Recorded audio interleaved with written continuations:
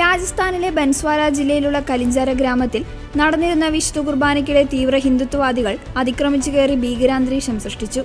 അക്രമികൾക്ക് കൂട്ടുനിന്ന police ഇരകളായ 4 കത്തോലിക്ക വിശ്വാസികളെ കള്ളക്കേസ് ചുമത്തി അറസ്റ്റ് ചെയ്തു. ഏറ്റവും പവിത്രമായ വിശുദ്ധ കുർബാന സ്വീകരണ വേളയിലാണ് അക്രമികൾ പ്രാർത്ഥനാ ഹാളിലേക്ക് അതിക്രമിച്ചു കയറിയത്. ബലിപീഠത്തിന് മുന്നിൽ ഭക്തിപൂർവ്വം നിന്ന വിശ്വാസികളെ ഭയപ്പെടുത്തിക്കൊണ്ട് അവർ മൊബൈൽ ഫോണുകളിൽ ദൃശ്യങ്ങൾ പകർത്തി.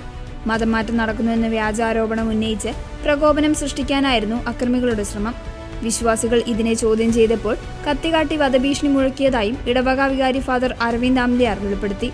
സംഭവം അറിഞ്ഞെത്തിയ പോലീസ് അക്രമികൾക്കെതിരെ നടപടിയെടുക്കുന്നതിന് പകരം വിരമിച്ച അധ്യാപകനടക്കമുള്ള 4 വിശ്വാസികളെ പിടിച്ചുകൊണ്ടുപോയി. ഇവർക്കെതിരെ കൊലപാതക ശ്രമം, കലാപശ്രമം തുടങ്ങിയ അതീവ ഗുരുതരമായ വകുപ്പുകളാണ് ചുമത്തിയിരിക്കുന്നത്. നീതി തേടി പോലീസ് സ്റ്റേഷനിലെത്തിയ വിശ്വാസികളുടെ പരാതി സ്വീകരിക്കാൻ പോലും പോലീസ് തയ്യാറായില്ല. ഇത് ജനാധിപത്യത്തിനും നമ്മുടെ ഭരണഘടന ഉറപ്പു നൽകുന്ന മതസ്വാതന്ത്ര്യത്തിനും ഏറ്റവും വലിയ തിരിച്ചടിയാണെന്ന് സഭാ നേതൃത്വം ചൂണ്ടിക്കാട്ടി. രാജസ്ഥാനിലെ ജനസംഖ്യയിൽ വെറും 0.15% മാത്രമുള്ള ക്രൈസ്തവർ നിരന്തരം ഇത്തരം വെല്ലുവിളികൾ നേരിടുകയാണ്.